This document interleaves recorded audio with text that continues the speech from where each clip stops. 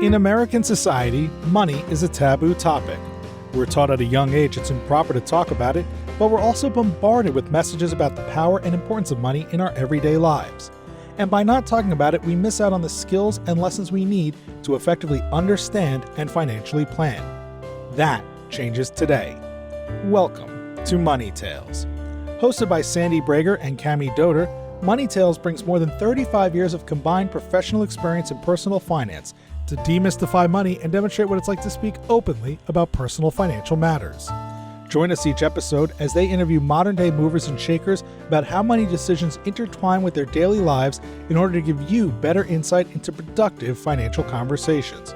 Subscribe today and register for our blog Fathom at aspiriant.com/podcasts to increase your money mojo. And now, here's Cami and Sandy. Derrick Miles is our guest this week on Money Tales. Like many of us, Derrick has experienced the highs and the lows during his pursuit of happiness and purpose. Starting from humble beginnings, Derrick's mom always encouraged him to dream big. He believed that becoming a CEO and making a lot of money would bring him happiness. And while he achieved that dream and made millions, Derrick felt like he was living paycheck to paycheck. He couldn't figure out why he wasn't happy. In a brave move to find himself, Derrick decided to try his hand at entrepreneurship, hoping to create a legacy for himself and his family. Things didn't go smoothly, and just when things seemed darkest, his friends stepped in to support him. Their help and encouragement pulled Derrick out of his lowest point and gave him the strength to keep going. Today, Derrick is founder and CEO of CoreMed. In addition, Derrick is chairman and founder of TMB Partners, a boutique firm focused on investing and developing innovative healthcare solutions. Derrick is also a multiple patented investor. Here are 3 key money topics Derrick hits on in this conversation. First, how he benefited from incredible mentors who helped him ascend in his career at a fast pace. Second, how being taught to dream and believe in something much bigger than his current situation was a catalyst to Derrick's success. And third, the importance of having family meetings to continue talking about money and helping prepare family members for the future. We hope you share this episode with a friend, and please subscribe to Money Tales on your favorite podcast platform. Now on to our conversation with Derrick Miles. Welcome to the Money Tales podcast. I'm Cami Doder. And I'm Sandy Brager. Cami, I was up in Sonoma County last weekend with some friends, and we were just chatting, and one of them said, "Oh my gosh, I just did girl math." What? What's girl math? Girl math is a meme that is a label for any type of bad math that's favorable to someone. And it's kind of akin to those old blonde jokes from back when I was a kid of blondes not doing things correctly. So if you buy a dress under girl math, you're actually spending less money than if you bought a pair of pants and a blouse. Oh, geez. If you buy something for less than $5 under girl math, that is free. It's just really weird, strange labels for incorrect thinking about money and our relationship with money and why we need to peg a gender to this idea that's meant to be funny, but in reality is really sad. Left me completely consternated. Sometimes humor is good. We can laugh about tough conversations, and sometimes it's bad if someone thought that's funny. Yes, I think I'm particularly sensitive to it because there are a lot of women that I've come across in my personal life and professionally who claim to be bad at math. And some people really do struggle because of learning differences, and I want to acknowledge that. But a lot of people can get over the math hurdle if they don't have those challenges, especially when it comes to money. Understanding the math, understanding the decisions that you're making is so important. So don't use any labels to limit you. It's okay to laugh, definitely laugh, especially, if something didn't go the way you were thinking about it originally, but don't limit yourself. If there's a hurdle, work to get over it, bring in some resources to help you get over it, do what you need to do to remove the hurdle or otherwise get around it.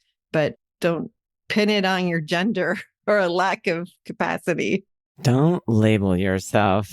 I'll add one other thing. Ask questions and have fun with that. And anybody who makes you feel bad when you ask a question that you don't know the answer, that's someone to consider putting in a different category of your group. Yes, yes, yes. Well, let's pivot to our guest today, Derrick Miles. It is really fantastic to have you on the Money Tales podcast. Thank you so much for having me. Hope you're just as encouraged as I am. We are, Derrick. Would you introduce yourself and share with our listeners a couple pivotal moments that really impacted who you are today? Thanks again for having me. Derrick Miles, I'm the founder and CEO of a company called CoreMed. Prior to that, though, I'm a former healthcare executive, spent about 15 years in some of the nation's largest academic medical centers. But unfortunately, by the time I turned 37, 38, I just realized that healthcare was just a little too slow for my innovative juices and decided that I would take a chance on myself and become an entrepreneur. I experienced success very early. Got my first opportunity to be a CEO at the age of 31. I attribute that to what you said, Cammie, asking questions. I had some incredible mentors early in my career that allowed me to ascend very quickly. But when I became an entrepreneur, that's when I started to experience failure and failure back to back to back and really negatively impacted me mentally. I had a mentor that said, hey, Derrick, regardless of those failures, you know, healthcare, those other jobs or companies you started were not in the healthcare space. So people could pull the wool over your eyes. People can't pull the wool over your eyes in healthcare. Go at it again and start a healthcare company. So that's how we ended up today with a company called CoreMed. I have several money stories that impacted my life. The first one I would like to mention is being a young kid growing up in Clearwater, Florida. We just didn't have any money. My brother and I are identical twins, and my parents had us very early, 17 and 18 respectively. So they didn't have an opportunity to become professionals. They were not earning a lot of money. And by being an identical twin, I didn't notice it at first. But when I wanted something, I noticed that I didn't have an opportunity to have it. As a little kid, there were a couple things that I always wanted. One of them was an RC modeler car, and they just really went real fast. And I would go to the store very young. I'm mowing lawns to create some income. I would go and buy RC modeler magazine so I can see these remote control cars that went really fast, but we couldn't afford it. And then I'll also get a magazine called Rob Report. Rob Report actually started in 1976. I'm about 12, 13. Every month I went and got Rob Report because it was something inside of me that was attracted to what was in the magazine. When it comes to money, my parents did an awesome job teaching my brother and I about money. So my dad was the one who taught us about budgeting, taught us about having good credit. He learned that from his mother.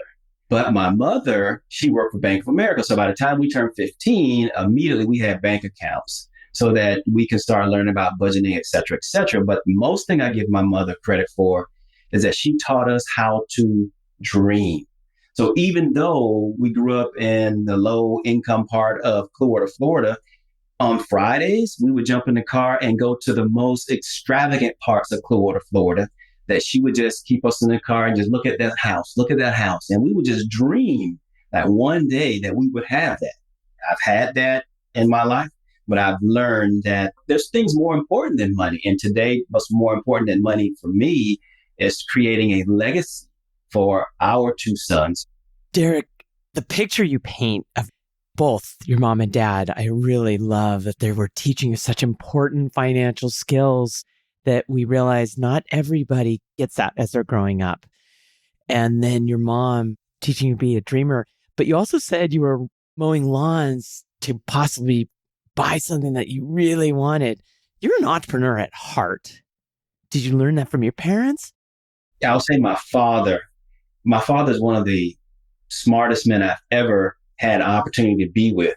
Unfortunately, because we were born so young, he didn't get an opportunity to live his ultimate dream. He had responsibilities really early in life. My dad was very detailed. My dad is very clean. He taught us some foundations very early to help us in entrepreneurship. So I thought at the beginning that I was going to be a corporate guy, got in corporate America, did fairly well, and was miserable. I was miserable because I was in a cage, really. As I mentioned before, healthcare did not give me the opportunity to expand my wings. And let me tell you a little bit more detail about that. Every year, the healthcare executives would get together and we would talk about strategic planning. And year after year, strategic planning, we're talking about physician admissions. How many more physician admissions can we get to drive revenue? And I think after year 13, I just got fed up. I'm like, hey, every year we talk about physicians admissions. We got to find a way to bring more revenue into this organization outside of physician admissions. We need to own something so we can get revenue from San Antonio and Seattle and Atlanta. And everybody looked at me like I had three heads. So I knew that it was time for me to start looking for something else to do because they didn't see my vision. But today with CoreMed, we do have people all over the country who have access to our platform. So what I was saying way back then, I was able to create today to bring this all back together. It was my father, even though he didn't have an opportunity to live his dream. When he would go out and do work, he would take my brother and I with him. We got an opportunity to see his work ethic. So the same thing with my two sons, even when they were little, with CoreMed, they got into business. We had them delivering prescriptions. We had our oldest son working on technology and paying employees, et cetera, et cetera. So they've gotten awareness of what it takes to run a business at a very early age. And I can say this about my youngest son, who's only 17. He's making all kinds of money on the internet. Things he's figured out that he doesn't have to do that anymore. He just markets the product, someone else buys it, they drop ship it for him, he gets paid. He blew me away one day. I go into his room and it's like a couple $1,000 on his dress. I'm like, where did that come from?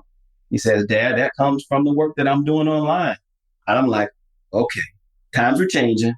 I've never ever done it. I have to embrace it. I have to be able to continue to encourage him. But it's been tough from my mindset, being a corporate guy and being an entrepreneur, to being able to make money online and not even touch the person. I love the through line of these three generations of your family and how you guys are thinking about making money and seeing dreams and realizing the dreams. And I'm curious, if we go back to your younger years, as you were heading off into college and beyond, what was your dream at that time before you entered corporate America? Like a typical African-American family, they really pushed becoming a doctor, a lawyer. So I was on the path of becoming a physician. While I was in college, during the summers, I did summer enrichment. I didn't go home and take a job. I would do summer enrichment at other universities to get prepared to become a physician. But then this is a story that really changed my life. Again, we grew up very humble beginnings. I'm 20 years old.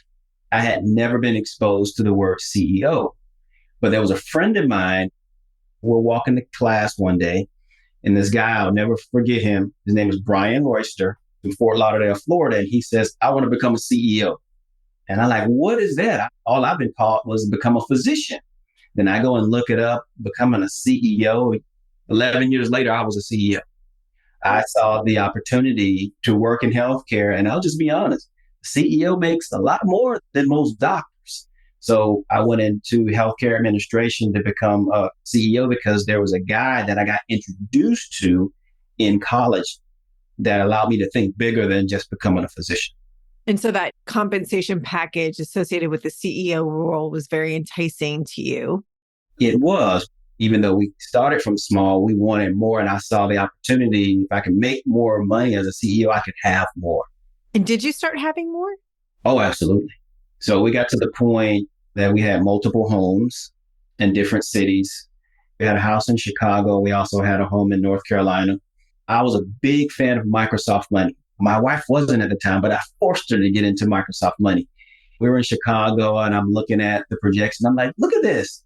We're millionaires. But I still felt like I was living check to check. Where's the happiness? I should be happy from what everybody said by being a millionaire. I still feel like I'm in a rat race. So there has to be more to life than just having the money. I ultimately left and I didn't see the encouragement with the money. Once we sold the homes, I met a guy named Neelan Youngblood. I actually started doing some work in Africa. This money is not making me happy. I want to do something else to bring spirit, joy to myself and others. You're trying to focus in on your purpose. Absolutely. I started to go towards my purpose. And a couple years of working into my purpose, and I'm pretty okay because I see people making an impact on kids that are living in Africa. And I go have a meeting with a guy named Neelan Youngblood. He runs a private equity firm in Dallas, Texas. As soon as I sit down with him, he says to me, "Why are you sitting on that side of the couch?" I'm like, "Huh?" He said, "We need you on this side of the couch." I said, "What do you mean?" He said, "You need to do more deals." "What did you used to do?" I said, "Well, I'm a former healthcare executive. I got a couple patents or whatever." He says, "That's good, but your responsibility is to create the best situation for your family imaginable. That's your number one responsibility. And the way you do that is by doing more deals." He said, "I can see it in you.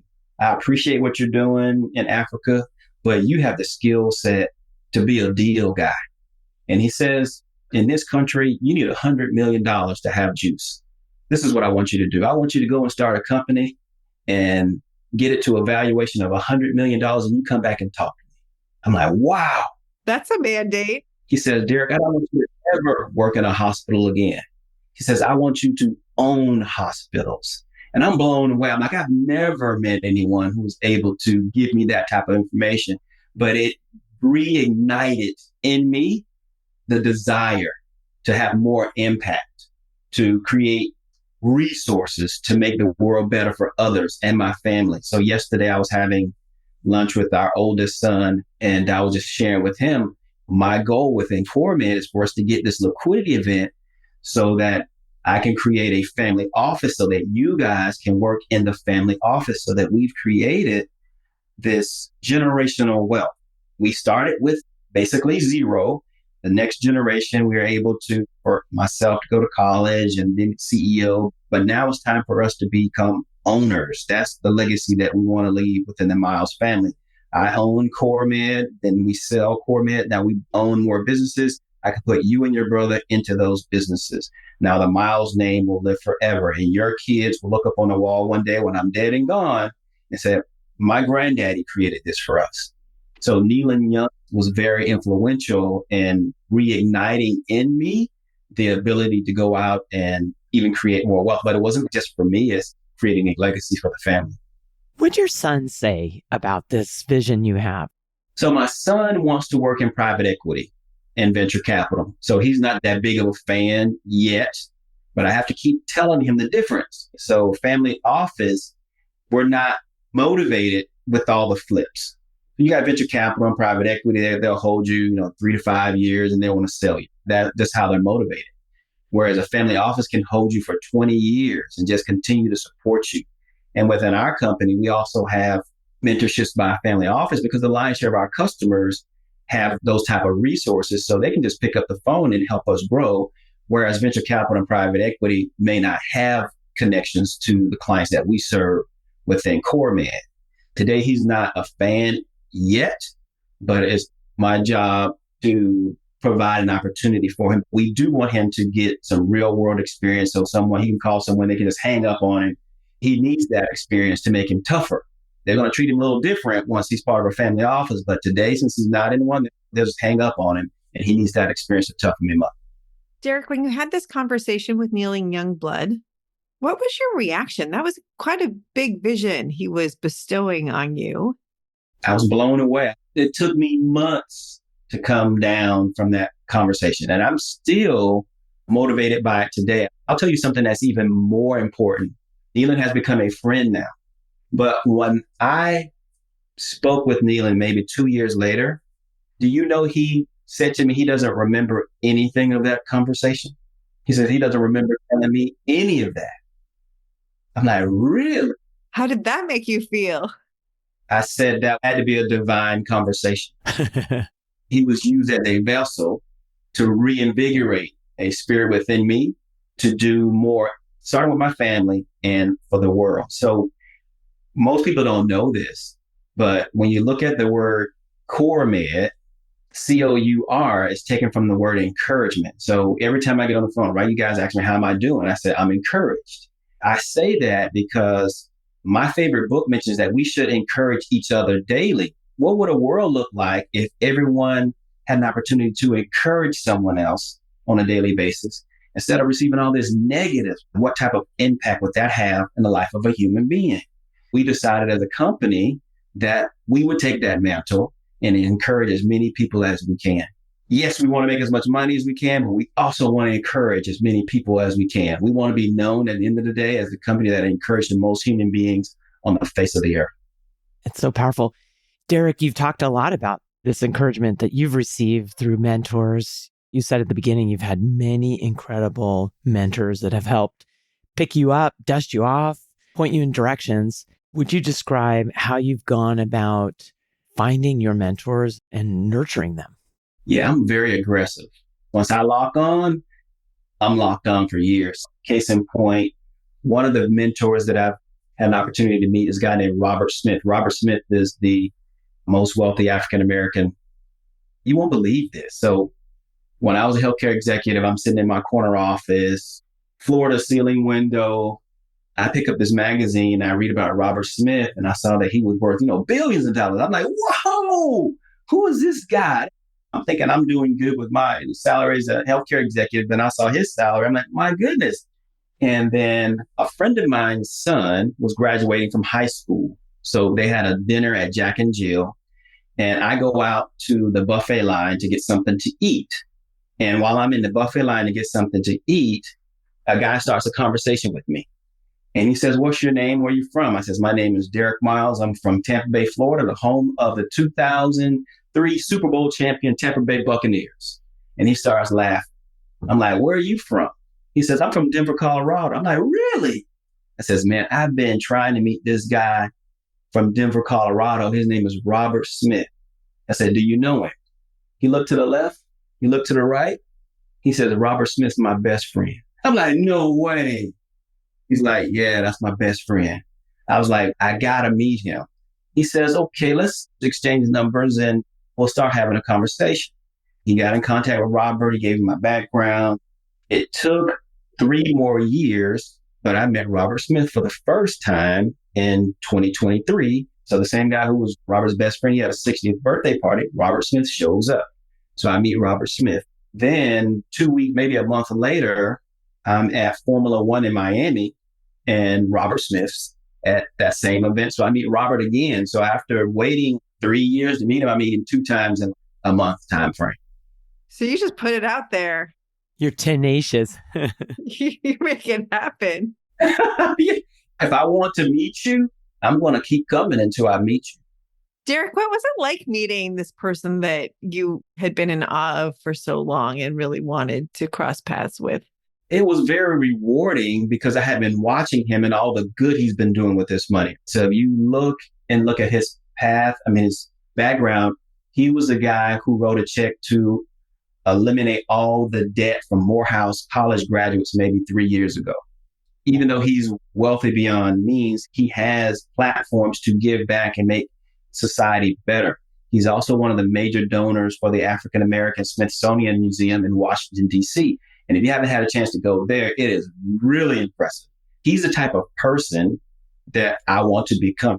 Not wealthy just for yourself, but wealthy to make society better. That's why I believe it really happened, because that's who I want to become. Derrick, the arc of your life is so fascinating. Coming from nothing, having dreams, learning about the role of a CEO, getting to that path, accumulating a lot of things that money could buy, ultimately scaling down because those things weren't making you happy, redirecting, and now working on accumulating wealth to create a legacy. I'm curious, what is it that you want to do before your last day on this earth that will make you feel like you have succeeded? I've already seen it. When I pass away, when people come up and mention me, the first thing that they're going to say is, I'm encouraged, because anyone who knows me, they know that's my tagline. I've taken that mantle. I'm going to hit you with something even harder now. Mentally, I mentioned before, when I started failing as an entrepreneur, I was negatively impacted. And I was so negatively impacted that I thought about taking my life. How'd you turn it around, Derrick? I got 3 phone calls. One was from a friend from Milwaukee. And he just called me out of the blue and he said, Derrick, I just want to encourage you today. I'm like, thank you. Hung the phone up. Phone rings again. It's a friend from St. Louis. He said, Derrick, I don't know why I'm calling you, but I just felt you need to be encouraged today. Thank you. Hung the phone up. Phone rings again. Friend from Dallas, Texas said, hey, buddy, you just on my mind. Just want to give you a word of encouragement. Hung the phone up. And after those 3 phone calls, I was encouraged again. There was no need for me to take my life. So when I tell you the benefit of a word of encouragement, I know for myself, I know the impact that it can have. I'm here today because of a word of encouragement. Derrick, thank you for sharing that. I have goosebumps, and I appreciate that this marker of success that you've already achieved and you continue to achieve on a daily basis has nothing to do with money. Even though another goal of yours is to create this family legacy, to have multi-generational wealth continue, what you're about is beyond that. It is. It's about making an impact on society. As you think about this impact that you're already having and that you want to continue to have, and you think about your goals related to wealth, what sorts of visions and dreams do you have around marrying those two? I don't really think about me much. I've been able to do so much from where I come from. It's really about my boys. If I leave here early, I want them to be prepared to take that mantle to the next level. And that's how the generation will continue. Then they can teach it to their son or their daughter. But for me, coming from nothing, I'm pretty good. There's nothing else that I would want personally. It's really about that next generation. I've had luxury cars, multiple homes. I had that. Doesn't really do it for me. Have a name that can live forever is more important. Derrick, this has been such an encouraging conversation. Tell us, what's your next money conversation going to be, and who's it going to be with? It will be with the boys. Maybe a week and a half ago, I did have to go home to Clearwater, Florida, and we had a family meeting. So my identical twin, my brother and I, we met with my mother and my father to go over their will and their requests when they pass on. So we sat down, we looked at all the insurance policies and the monies they have in the bank. I want to be able to continue having family meetings every year. We'll have our family meeting in Toronto, Canada this year, and next year will be somewhere else. It's an opportunity for us to continue having conversations about money. Even though they can be hard, we just learned from other family members who did not have those conversations about money and what happened when someone passed away. And it was horror stories. We don't want that in our family. Derrick, such important conversations. Before we say goodbye to you, would you share with our listeners, where's the best place for them to find you digitally? Personally, I'm on LinkedIn. Derrick, your story is amazing. We are very encouraged. Thank you for joining us on Money Tales. Thank you so much for the opportunity. I was encouraged to be here. Thanks for listening to the Money Tales podcast. If you've enjoyed this episode, share it with someone you think would benefit from listening. And leave us a review on your favorite podcasting platform. Your ratings and reviews help more people find our podcast. If you're inspired to gain clarity and peace of mind about financial matters, don't hesitate to reach out to our team at Aspiriant. Go to aspiriant.com/start a dialogue. Or you can email Sandy and me at podcasts@aspiriant.com. See you next time.